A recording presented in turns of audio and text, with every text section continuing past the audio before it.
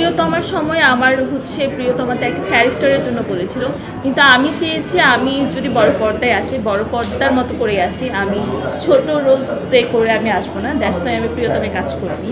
বছরের শেষ দিনটা আপনাদের সবাইকে দেখতে পাচ্ছি বা সুন্দর একটা আয়োজনের মধ্যে দিয়ে শেষ করছি, সেটা অবশ্যই ভালো লাগছে। আর শেষটা ভালো হলে পরের বছরের শুরুটা ভালো হবে এমন আশাটাই রাখছি। ভালো লাগছে। একটা এনভায়রনমেন্ট একটা সুন্দর পরিবেশ যখন ভালো থাকে সব কিছু এমনি ভালো লাগে। তো ঢুকে আমার পরিবেশটা খুব পছন্দ হয়েছে। আর কফি কখন খেতে আসে মানুষ নিজেকে রিফ্রেশ করার জন্য। সো এনভায়রনমেন্টটা এত সুন্দর, আমার মনে হয় যে এখানে এসে নিজের রিল্যাক্স টাইমে যদি একটা কফি খেয়ে যায় সবার খুব ভালো লাগবে। লোকেশনটা আপনার কাছে কেমন, কতটুকু কমফোর্টেবল মনে হচ্ছে? আমার থেকে একটু কম কমফোর্টেবল, বাট শুটিং মোমেন্টে আমার মনে হয় এটা আমাদের আর্টিস্টদের জন্য একটা কমফোর্টেবল জোন হবে। বিকজ অফ বেশিরভাগ শুটিংয়ে আমাদের উত্তরাতে হয়, আশেপাশে সব শুটিং হাউসগুলো আছে।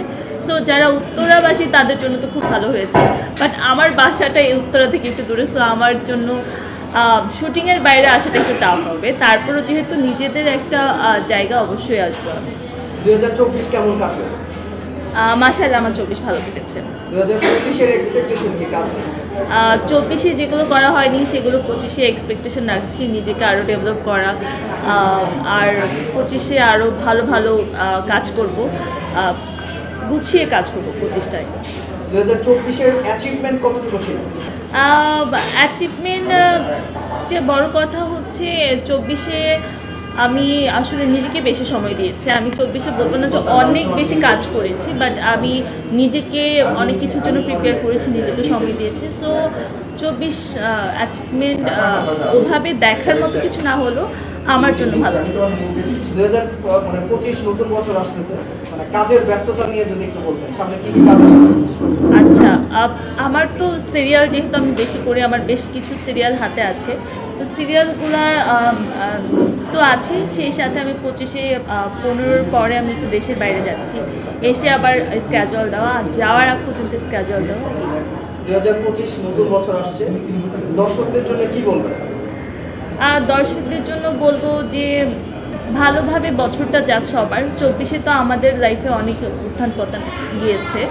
সো 25টা আমাদের জন্য ভালো যাক, আমরা সবাই ভালো থাকি, নিজেকে ভালোবাসি এবং আমাদের চারপাশের পরিবেশ, দেশ সব কিছুকে ভালোবেসে আমরা সুন্দর একটা সময় কাটাই।